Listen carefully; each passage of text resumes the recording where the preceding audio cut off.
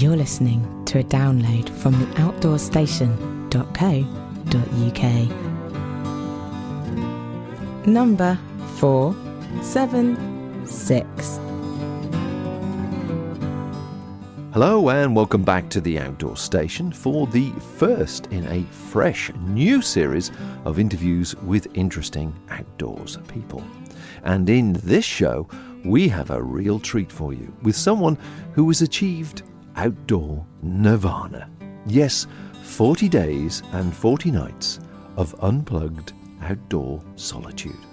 However, before we come on to that, I just wanted to briefly mention a Kickstarter campaign which I've recently stumbled upon, which could solve that never-ending problem of lightweight foldable camp footwear which doesn't take up any space in your pack.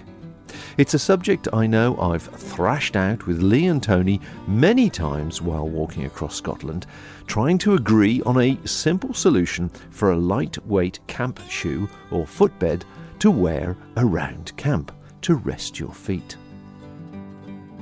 It's called the Nebos Ultralights, Nebos Ultralights, and the campaign ends on the 27th of September 2018, so not long to go.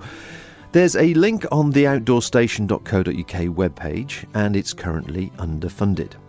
However, I've put my name down, and I just thought it might be of interest to other outdoor listeners too. But on with the show. Now, how many times have you dreamed about finding an outdoor place where you could totally unplug from everything and everyone? An island maybe, where you are the only human inhabitant. No neighbours, just wildlife. For, say, 40 days and 40 nights. Could you cope without power, TV, modern facilities and Facebook? Could you cope with just your own company? Would you be scared at night? What would you do if something went wrong? Well, my guest is artist Katie Tunn, who did just that. She set off from the Isle of Skye in April 2018 to spend 40 days and 40 nights in total solitude on a remote Scottish island. However, as you'll hear, it all didn't quite go to plan. Now, as well as being an artist, Katie is a conservationist, an Ordnance Survey Get Outside champion, and she has a blog, is on Instagram, and there's a YouTube channel as well. And all the links to these will give you pictures and videos to support this story, and they can be found over on the outdoorstation.co.uk podcast page. Now, over to Katie to start the story. The reason why I wanted to go away to the islands, they're called the Shant Isles, and I can actually see them from my house on Skye. They're these tiny little faded peaks, like on the edge of the sea. And I think we've all had that feeling of life and society just closing in, and all this screen time, and we've got bills to pay, and we've got emails pinging all the time. And so I wanted to go over there and just get some space and get some clarity. And I think in our modern world, we're so removed from the natural environment. And I think this is the reason why we've got so many problems in terms of looking after it, because we don't realise how precious it is. And so I wanted to go and spend time with nature and with wildlife. And it was a kind of escapism, really. I moved to Skye about 4 years ago and expected that to be an escapism. I expected it to be completely different from London, which it is, but it's actually a very vibrant and bustling community up here. So I didn't get that wild kind of quiet peace that I expected. So going to the islands was the next step. So going back a stage then, why did you choose Skye when you were in London? Well, I chose Skye mainly because it's easy to get to and from. I've got elderly grandparents in the south of England, and I wanted the island lifestyle, but with the ability to get home in emergencies. And it's just so beautiful up here. I think if anyone's been up to the islands and the Highlands, you can see why that is so special. It's just spectacular. You feel you look out the window and there's an eagle and a rainbow and mountains, and it's almost unreal how beautiful it is up here. So for me, coming up to Skye, it was only supposed to be 6 months, and then I did 6 months in the winter, and I thought, right, well, I can't just do 6 months.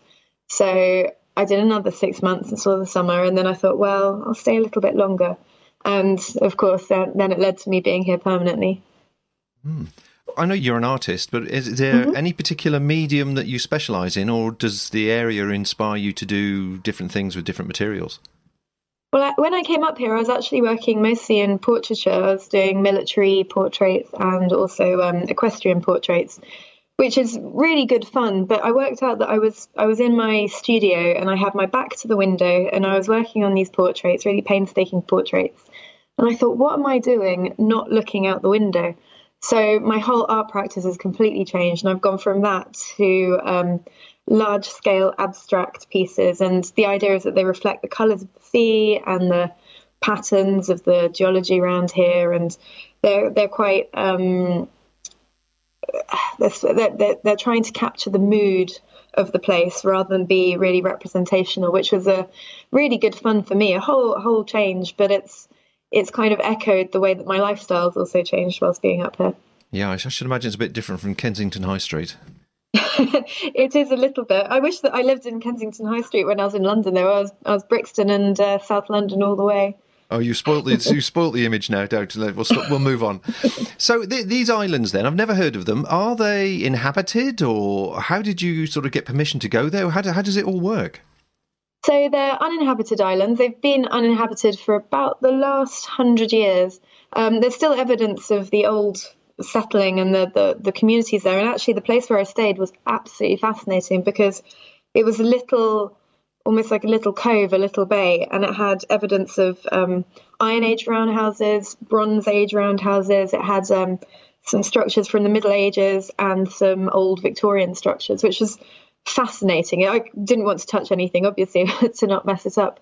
So there's all this history on those islands, but they're uninhabited now. They're mostly inhabited by seabirds and seals, and they're used for tourism mostly. There's a few sheep on there, but mostly they're uninhabited. They're owned by the Nicholson family, who very kindly let me go and stay.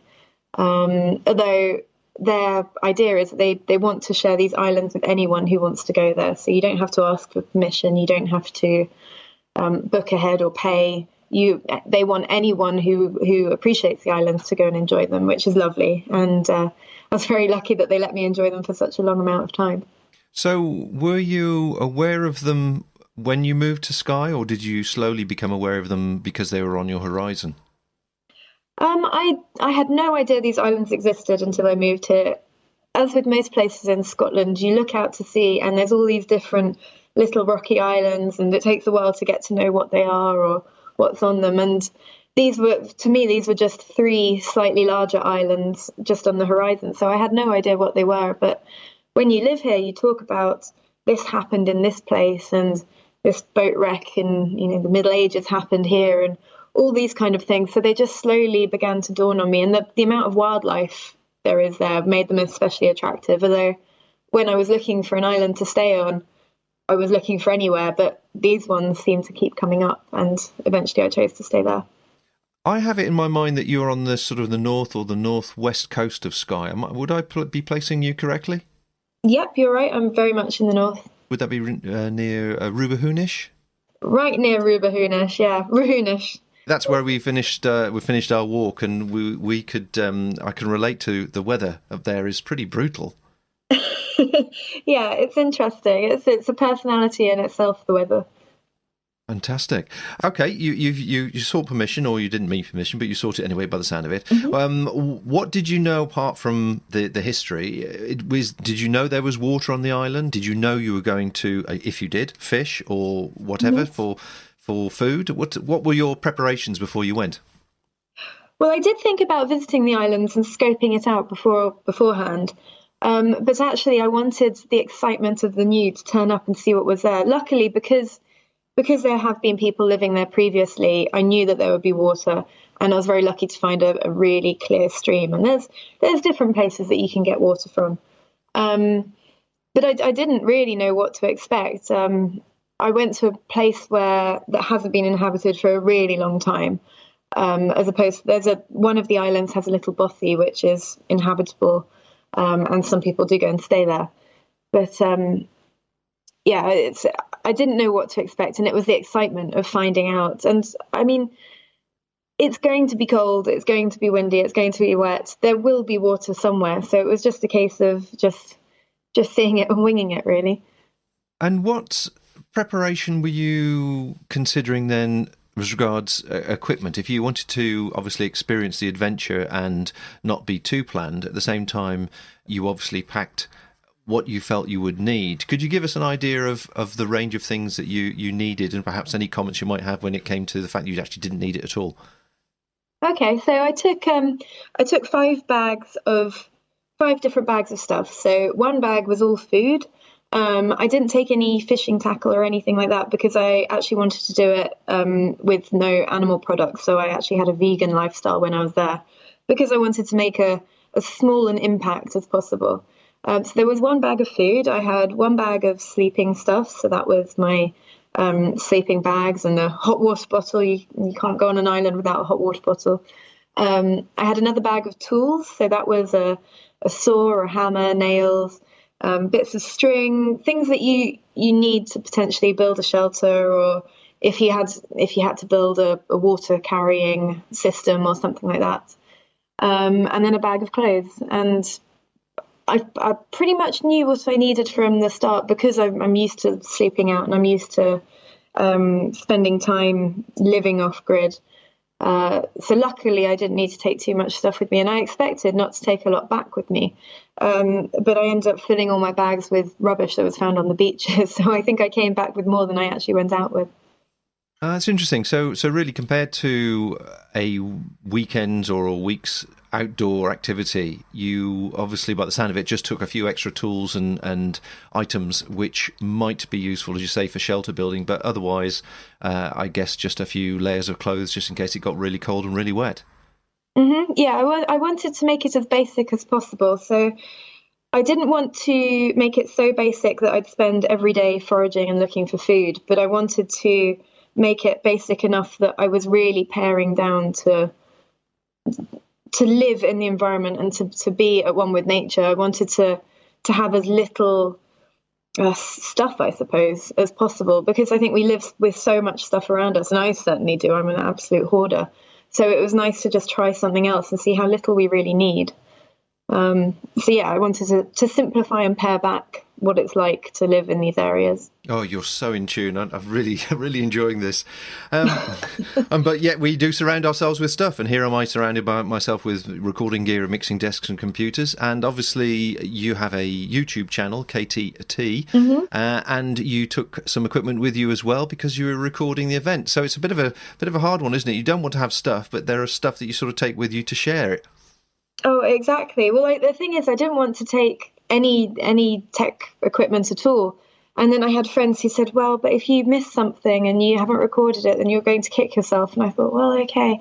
But it's a really fine line. And at some points, I wish that I hadn't taken anything. And then at other times, I look through my videos and I think, thank goodness I had that. But it just shows that actually, however much you try and disconnect, you're never really disconnected. And however much I tried to be away from human contact, there was always something in the back of my head thinking, well, I'm going to tell so-and-so about this, or, oh, I've only got 2 days before I get back to hot water or something like that. So it's a balance. I'd love to do it actually with nothing at all, no cameras, and just do it for myself completely. I mean, of course, I'd have to take emergency equipment, which I actually ended up using, so I'm glad I took that.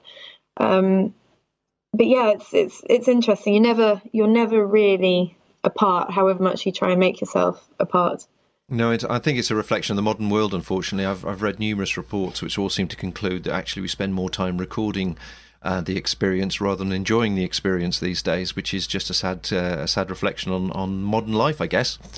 Oh, definitely. Although one thing that I was quite pleased about, and I think a lot of the people who I've spoken to since aren't so pleased about, is the fact that I didn't take a nice camera. So I didn't take a DSLR, which meant that every time the birds came out or there were seals or something, I never got a good picture because I knew I couldn't get a good picture from a GoPro, which actually was so freeing, because I think if I did have my good camera, I would have been crawling up those rocks and waiting for hours to just try and get the perfect shot. So yeah, we do see things through a screen, and I don't think we don't appreciate things when we see everything through a screen, and we're trying to share. Maybe it's a social thing, trying to share it in a way, but at the same time it's putting a barrier between us and the initial experience. Did you have to find a fisherman to take you across? Or how far away is it physically, time-wise, from where you set out from home? So it takes about an hour to go on a rib to get there fast from Stornoway. There's a lovely man called Joe who runs trips out there. He also runs trips to go and see the birds and things during the summer. So I went out with Joe and his father Charles, who caught me a fish on the way in. I didn't tell them that I was doing the whole thing as a vegan, but I very much appreciated my present of a fish for my first supper there. But it was, it's quite a long way to get to. You can see it from Skye and you can see it from Harris and Lewis, but it's interesting to get to. The currents are very troublesome. You get a lot of whirlpools and eddies and things, so you have to get the right person to take you over, and luckily I had a man in the know. Excellent. And did he have knowledge of old stories or anything like that about the place you were going to? Did he fill your mind with any sort of anticipation? He did fill my mind with anticipation, but I think he was slightly more bemused at why I would want to go and stay out there for such a long period of time. But then at the same time, he loves those islands just as much as I do. And I think his father Charles was saying that every time they go, they see something new and something amazing. And when I was on the boat with them, at one point we saw 8 eagles above, and it was just mad. I mean, you get excited over 1 or 2 eagles here on Skye, so 8 was just incredible. So he knows the stories, he knows the way that the islands work. So it's nice to be with someone who actually has the islands in their blood, in their everyday life. You said about emergency equipment. We'll come on to that and the actual story a bit later on. But were you able to use mobile phones, or did you have to take anything specific to get coverage over there? I took a GPS spot tracker with me to log in where I was. I took an emergency mobile phone, and I took a VHF radio and flares. So I was really kitted up with everything just in case. But it was the GPS spot tracker which I use daily. So, of course, my family were slightly worried about me going away to these islands on my own. So I promised that I'd spot check with them in the morning and the night, and that means just pressing a button and it just sends them a little email or a text message, and it says I'm at this location and I'm okay. Right. So that was my main safety equipment, and it's an absolutely brilliant piece of kit, worth every penny. So you landed on I presume, the beach. What were your first thoughts that went through your mind when you obviously hit land again? The first thoughts that went through my mind when I got there, we actually landed on some rocks. There's a natural harbour near to where I wanted to stay. And apart from dragging all the bags onto the rocks and up the shore, which was a bit of a task, but it was just wow, look at this place. And you get that excitement of being somewhere new, like when you go on holiday and you've gone to a new city and everything is new, and the excitement of finding out, like, where does this path go, or where does this, what flowers are here, what birds are here. And that was really exciting, to go and explore the archaeology for the first time, because I knew there were these Bronze and Iron Age roundhouses, but I'd never seen them before. So it was great to go up and have a look, and they're so perfectly preserved. That was just really exciting. Just the thrill of the new and the curiosity was fantastic. I'm curious to know, actually, did you also have that weird feeling that you all get when you go somewhere remote, was I better keep an eye on my stuff just in case it disappears? Do you know what? I didn't. I think the only time that I was worried about my stuff disappearing was getting all my bags up above the tide line before the tide came back in. Because I live in Skye, we're quite chilled out about security up here. So I'm one of those people who has to go down to London and remember not to leave her phone on the dashboard and stuff like that. You get quite complacent. Oh, you've definitely become a local then. I think so. It doesn't take long for it to get under your skin.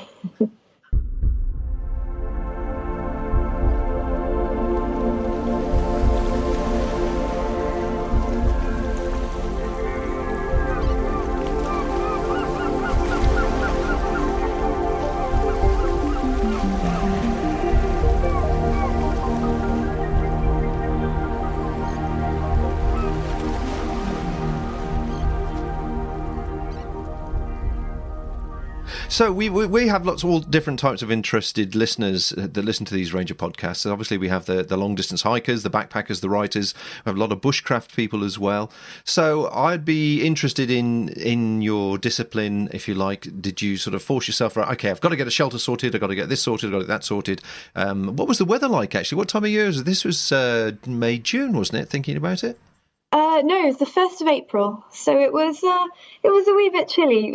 The first few mornings I woke up with frost on everything and ice and goodness knows what. So, yeah, the weather was interesting. As like everywhere in the Hebrides, you've got sunshine 1 minute and then all you have to do is blink and you open them again and you're in a storm or a gale or goodness knows what. So when I got there, I thought, right, the first thing I need to do is I need to get a dry space. So I went to, there's an old sheep fank, which is one of the old places where they get the sheep for clipping or whatever. And there was one wall and I thought, right, I'm just going to put up a tarp against this wall, make it really basic, keep it really open. And luckily within maybe about 3 minutes of getting everything safe and covered, the rains came in. So that was the first job well done. And then the next job, of course, was looking for water. So going up the stream to make sure there's no dead sheep or anything that I might not want to drink. So I filled up my water, got my stores out, and yeah, settled in with the rain. So just sat and watched and came to terms with where I was, really. And did you take a stove with you, or were you going to rely on a little wood stove or a little wood fire? I actually took 3 methods of cooking. So there aren't any trees on the island, so I took some wood with me. I took a few logs with me for making little celebratory bonfires. So the first night I made a little fire with my logs, and on the last night I did the same. And then for regular cooking, I had a Kelly kettle and also a little gas stove, which I used about half and half each time, because obviously a Kelly kettle is great. It doesn't use up fuel. You can use whatever's around you. And then the gas stove's just very easy for heating up things like meals that are already cooked, pouch meals and things. So it was April time. Just as an overview, roughly, the length of the 40 days or the length of the period you were there, what did the weather average out at? So just to give people a feel for the type of conditions that you experienced across those few weeks. Well, the weather was interesting. I got there and it was cold, but there was beautiful sunshine. The rains came in and there were showers, but it was nice. I live on Skye. I'm used to rain and wet and chills and gales and all that kind of thing. But I think I would have had my island weather the other way around, because it went from absolutely beautiful, crisp, cold mornings to rain. And towards the end, I had 2 weeks of constant rain, not one day without rain. And when you're on an island, it's not just rain, it's upwards rain, sideways rain, downwards rain that seems to come from nowhere, and it's just constant with gales and stuff. So it was interesting. The island didn't feel particularly welcoming in the last 2 weeks, and everything was damp. It was one of those situations where you wear clothes to dry them off, but then you get damp like straight after anyway. So it doesn't really make a difference. You've just got to grow some webbed feet and get on with it, really. Yes, I hear what you're saying regarding the weather. It's the wind, actually, is the worst part rather than the rain, isn't it? It's the wind and the constant battle that tends to make you depressed. But certainly living in those conditions several weeks at a time, it can be tough going. So you woke up your first morning, obviously full of the beans. Mm-hmm. And the joys of spring. Were you like a kid in a sweetie shop? You just couldn't decide what to go and do first? Well, actually, interestingly, I got there and I was suffering from a really bad chest infection. So my first days, I actually took it easy, because I thought the worst thing to do would be to get there and then get so ill that I'd have to go off in the next couple of days. So I took it fairly easy and paced myself, because I thought, well, I have the whole time anyway.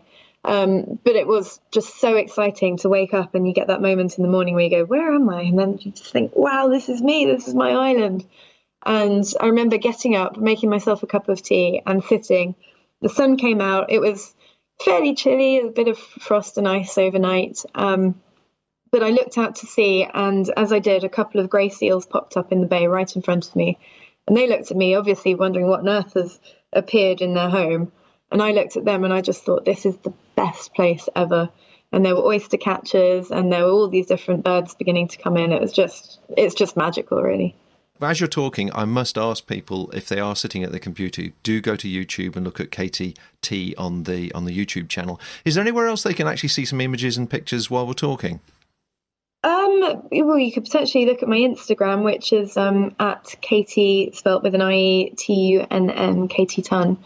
But that's it at the moment. I'm afraid I'm quite a new YouTuber, so I'm just putting up all my rough and unedited videos, my diary videos from the trip. But I'm hoping to get more up soon. And that's the attraction of them. I have to say, the few that I've watched, you capture the solitude very well, just as you say, with the GoPro and the wide-angle lens. It does give you that feeling of, gosh, there isn't anything else around. You are on your own. And I take it, by the sound of it, obviously, with the experience you have of Skye anyway, you didn't feel at any time apprehensive about yourself there? No, not at all. It's really strange. You don't feel...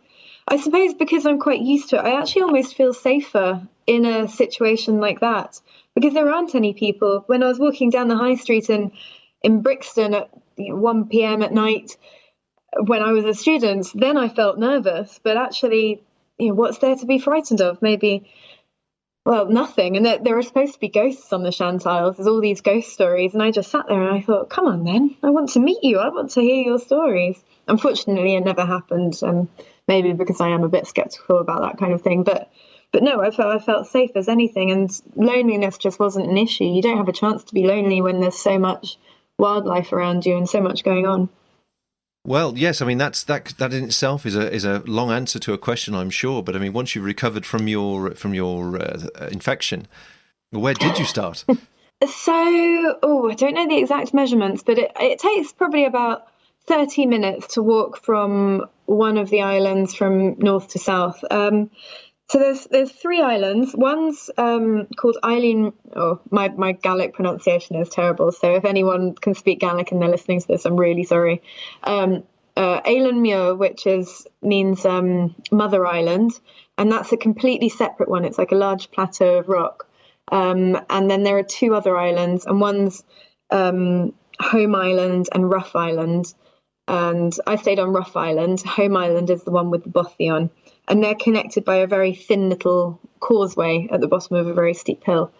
And they're all roughly the same size, but completely different in character. Of course, I'm biased. I love Rough Island, but that's because that's where I stayed. But they're amazing. If anyone gets a chance to visit them, I'd highly recommend it. Just the life there is fantastic, and the big precipitous cliffs and things like that. So if it takes you about 30 minutes to walk the length of it, 10, 15 minutes to walk the width, as it were? Perhaps maybe about half an hour to walk the width as well. It's hard to say because they're very hilly and some parts are boggy, so it's not really a straight, easy walk. But no, probably about, maybe, should we say, 40 minutes up and down and maybe half an hour from side to side. Did you have a sort of a plan for your weeks? The first week you're going to do this, the second week you're going to do that, or did you just hoof it each day? I kind of worked it out by each day. I looked at the weather and I thought, right, what's this saying to me today? If it was a bad day, I'd stay in and I'd chop kindling under the shelter, or if it was a good day, I'd maybe go to the other end of the island. And the winds actually really changed what I did. So the seal colony is in quite a sheltered bit, so if it was really windy, I'd go over there to try and get away from the wind for a day. But again, the idea was to not have anything to do. Like a lot of people, I live by a to-do list, and I'm constantly thinking, right, I need to do this, I need to do this. And so I didn't want to have anything to do there. And I wanted to almost make it a mental challenge more than a physical one, because what happens when you clear out everything that you need to do in your head and you really have nothing to focus on apart from your own thoughts or what's happening around you? One thing which I found interesting is that there seem to be two types of people who ask me about my trip. One type goes, well, what do you do every day?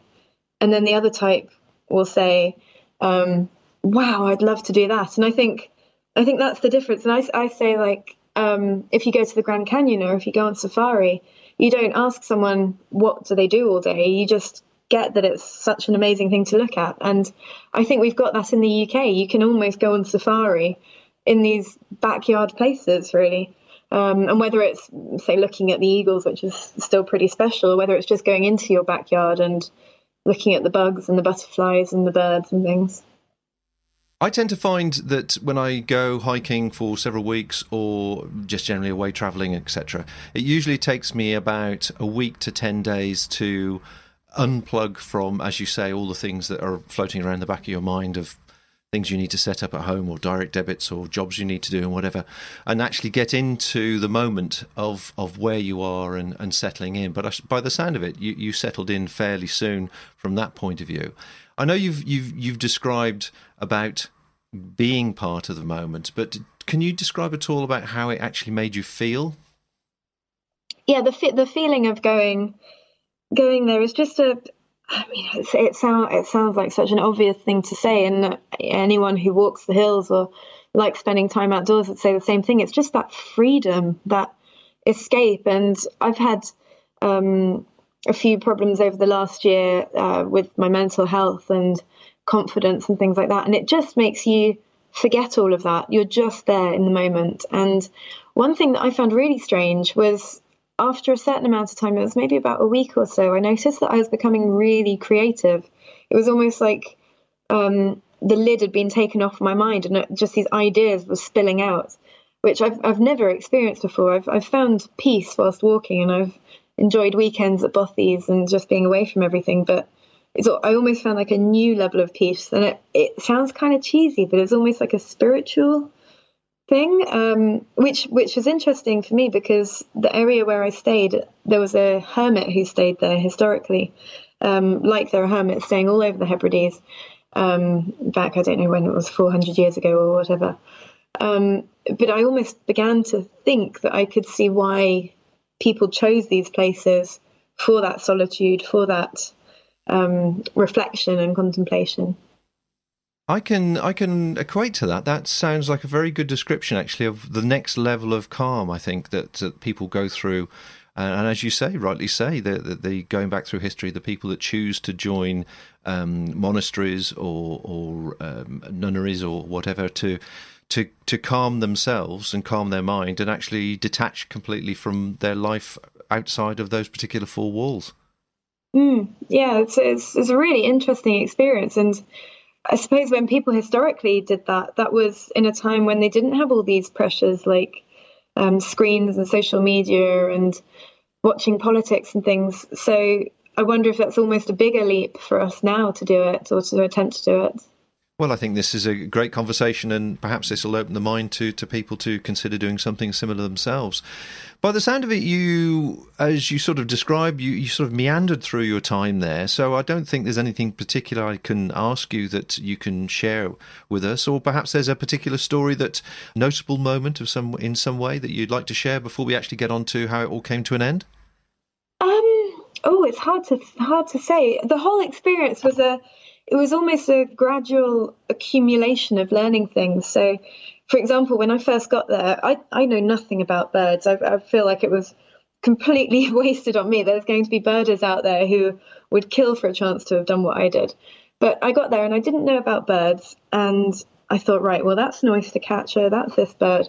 Didn't know how to recognize their calls or anything. And then a week later, I thought, I'd listen in bed and I thought, right, well, that's the oyster catcher and that's the pipit, and I'd start to recognise their calls. And then another week later, I'd think, okay, well, that's the oyster catcher feeding, and that's the bonksies going after the eagles, and that's the crows doing this. And you almost become familiar with it, and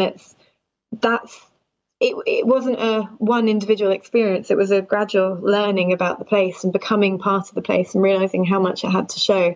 And I think over time, it's almost like it was a shy being, in a way, that the more you got to know it, the more you spent time with the island and the more hours you put into appreciating it, the more it opened up and showed you how it worked. And I saw different species every day, and different flowers popped up in the morning. I'd go to bed one night, and the next morning I'd wake up and there'd be a a galaxy of yellow flowers outside where I was sleeping. So it was extraordinary, and there were special moments and days which stood out, but they were all part of one. So, for example, the wrens were my favourite thing, and they'd because I slept in such an kind of open shelter, they got quite used to me, and they'd stand at the end of my bed, or they'd relax on my cooking equipment or something like that.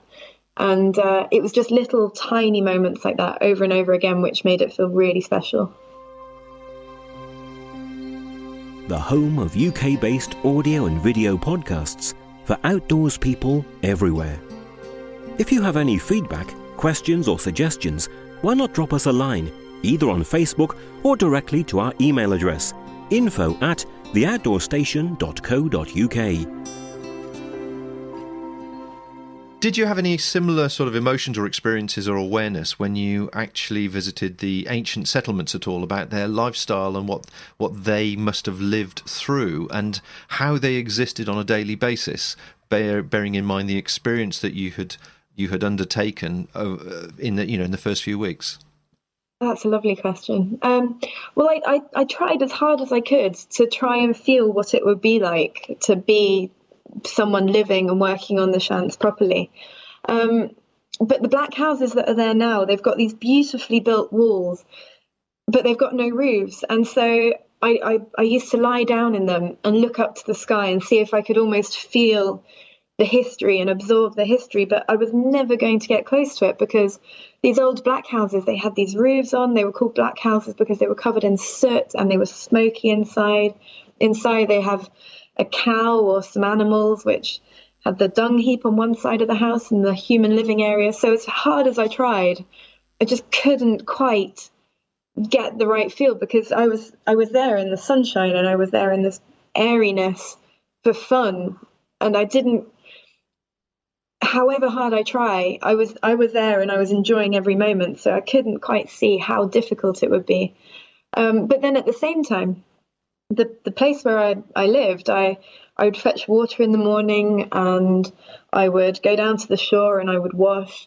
And what was interesting about that for me was potentially my paths. I was making these paths every day, and these paths might have been the same paths that people made 100 years ago, 500 years ago, 1,000 years ago. And that was really exciting, to follow these timeless actions of collecting water, of washing, of foraging, getting bits of seaweed and stuff. And I wondered in some ways whether these little paths of trodden grass were the same as ones that might have been there before.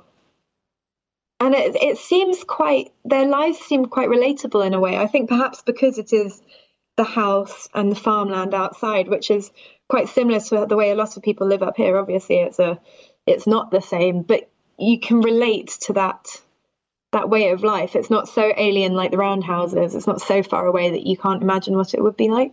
Of course. I mean, everybody had to do the basics. They still had to get food, they have to get water, they have to wash, and they have to move around. So, you were obviously reducing your activities down to those basic tasks and basic needs. So you, as you say, you're definitely on a parallel to it.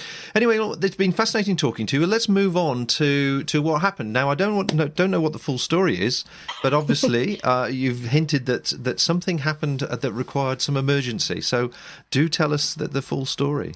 Oh, I cringe talking about this. So about a third of the way in, I hit my head, and I was absolutely fine. I had a big graze on my head. I had grazes on my knees and stuff, just as a silly thing on flat ground with just a few rocks on it. And I thought, okay, well, that's fine. I'll have something to eat, have lots of sugar. I'll sit down, take some painkillers. And I was absolutely fine until 4 days later, I got this intense throbbing where the scab had been. Of course, it had come off and healed by then.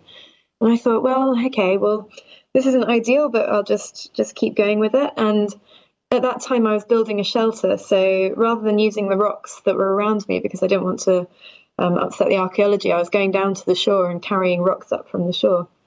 And every time I picked up a rock, I felt the pain in my head intensify. And to me, that felt like it was a pressure thing. So I started to wonder a bit and worry a bit. And I thought, right, I'll take all my painkillers, every type, and see what happens. And the next day it was just as bad, if not worse. And I thought, right, I don't know what to do. When you're on your own, you can't turn around and say, do you think this is the right idea? And unfortunately, or fortunately, I guess, I'd made a promise to my mum that if I injured myself or if anything went wrong, I wouldn't brave it out. I would actually admit that I needed some help. And if I didn't have a loving family at home, I probably wouldn't have got it checked out. But I ended up having to speak to the Coast Guard, who put me onto a hospital in Aberdeen, and the doctor recommended that I get a CT scan and get it checked out, which was as bad as the pain was. The knocked pride and the embarrassment was probably more than that, really. That was the worst thing. And having to ask for help and to have to get people to come and help me was something that I was really disappointed about. And I should imagine also there's the whole packing everything up as well earlier than you anticipated. And did a helicopter come, or was it the same boat to pick you up? They actually sent a lifeboat. Actually, I didn't pack anything up because I thought, right, I'm going to get the CT scan, get sorted, make sure it's not a bleed on the brain, and then I'm coming straight back. So I made sure everything was waterproofed, and because I wanted to. I wanted to go straight back. And actually, when I did get out of hospital, I went straight down to the pier and waited for a boat to get me back. Unfortunately, with the weather, it took me 3 days to get back. But it was a difficult decision to make. But the Coast Guard, once he'd had the recommendations from the doctor, the Coast Guard said, "I'm sorry, we're sending someone to come and get you." And I said, "Well, can I have another 6 hours and we'll see how it will be then?" And the Coast Guard said, "No, because if you collapse in 6 hours, there's absolutely no one there to help you." And so this boat got sent for me, which I was absolutely mortified, because I was, apart from this really intense pain, I was absolutely fine in myself, just disappointed and frustrated at my own clumsiness. And they came and I made them coffee and stuff, which they didn't need because, of course, they've got this beautiful boat. So it was a very awkward situation, and it put me in my place a bit. I think it's almost kind of a good thing to knock your ego, but I still feel very guilty at the fact that I needed help and I needed to ask people for help when they could have been doing something else. And I presume the scan was clear, was it? The scan was clear. I had overnight observation, and then sent away with painkillers. So I had concussion, but luckily it was only concussion. It wasn't anything too bad. Well, that's good to hear. So did you actually make it back to the island then? I did, yep. So this is about a third of the way in. So unfortunately, there were storms when I was in hospital, and so I had to wait 3 days, but I was like a puppy dog at Stornoway Harbour, and every morning I'd call up Joe and I'd say, "Joe, can we go today?" And he'd say, nope, the weather's not good enough. And I'd call him in the afternoon and he'd say, nope, the weather's not good enough. So as soon as the weather was good enough, I went back. It was one of the best feelings I've ever had, going back to the island. And I just couldn't leave it, even though obviously this thing had happened, but it could have happened. I could have given myself concussion in the same way, hill walking or being even out in the garden or out in the front lawn. So yeah, I mean, it's the one thing that us outdoor people have to accept, isn't it? That the hills, the mountains will still be there tomorrow. You've just got to accept that prudence is a better part of valour. So you returned. I presume you felt wonderful when you actually sat back and the boat departed. You were thinking, right, I'm back in my moment. Did it take very long to get tuned in again? I tuned back in straight away. Actually, when we were going there, it was quite funny. The waves were horrendous. It was probably the weather that we shouldn't have gone out in, but poor Joe, I think I badgered him for so long that he was like, right, let's just get this girl back to the islands and shut her up. And we were on this boat which was slamming down on the waves. So my head was absolutely killing me, despite all the painkillers, the strong hospital painkillers I was on. But when we got there, we noticed a few little birds down by one of the rocks, and it turned out that the puffins had come in. So when I first got there were no puffins, and it's this time when every day a new species arrives to start nesting and to start breeding. And when we got there, the puffins had arrived whilst I was in hospital. So that was really exciting. And then they dropped me off, and there were puffins next to me, there were eagles above me, there were seals in front of me, literally leaping out of the water, chasing fish.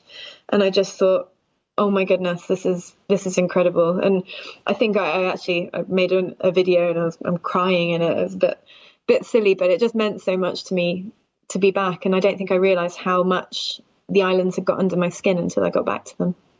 And was the last few weeks uneventful compared to everything that had happened so far? It was more of the same? So the last few weeks it rained. My welcome back to the islands was rain upon rain upon rain and gales, which was interesting. But I'd started building a shelter because my initial tarp shelter had got a bit rough and cracked within the first week's gales.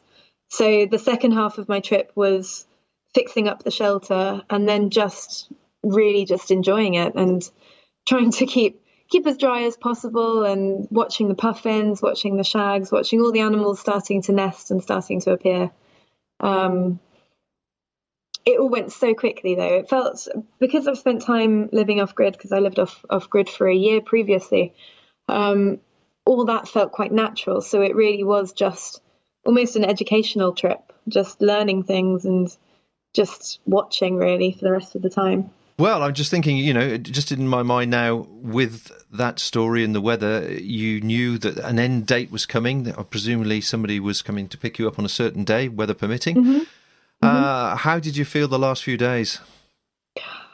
I say panicking. Panicking is probably not the right word, but I was desperate to see everything as much as possible and as quickly as I could. So I was making sure that I was using up the last of my wood and having beach bonfires. I was trying to capture every single view in my mind and walk to every little bit of the island. And of course, however long you have, you're never going to have the amount of time you want to do everything that you want to do. And actually, I left very kindly, with permission of the Nicholson family, I left the shelter up there.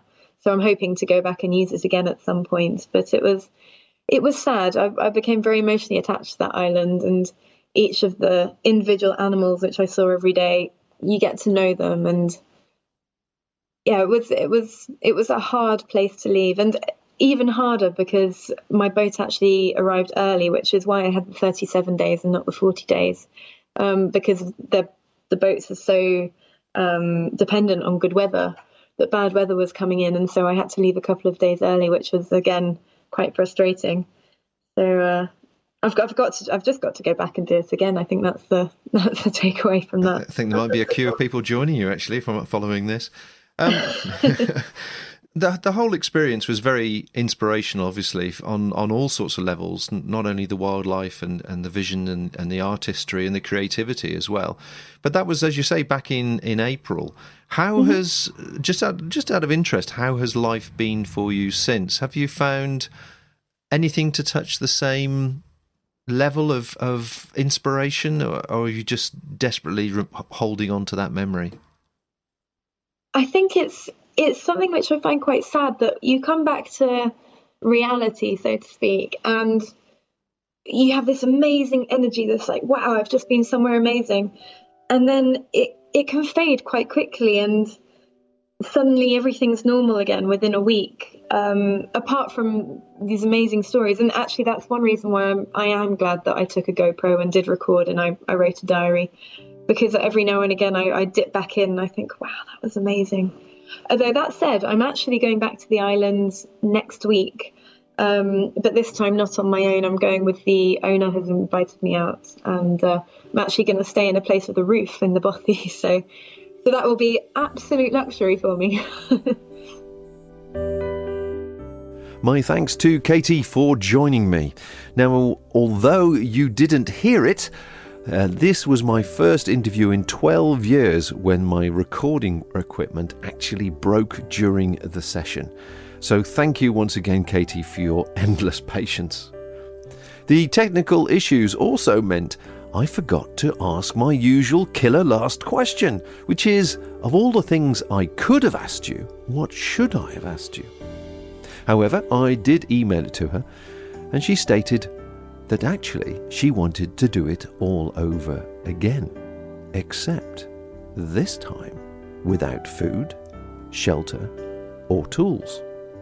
Now that would make an excellent follow-up podcast. So just to finish, a quick reminder to everyone to join my newsletter if you haven't already, if you want to hear my forthcoming plans about live streaming and how to get involved if you wish to. So, until the next one, folks, take care out there. Autumn's coming, wrap up warm, and bye for now. Thank you for listening to this podcast. To hear or see more from our extensive free library, please visit theoutdoorstation.co.uk.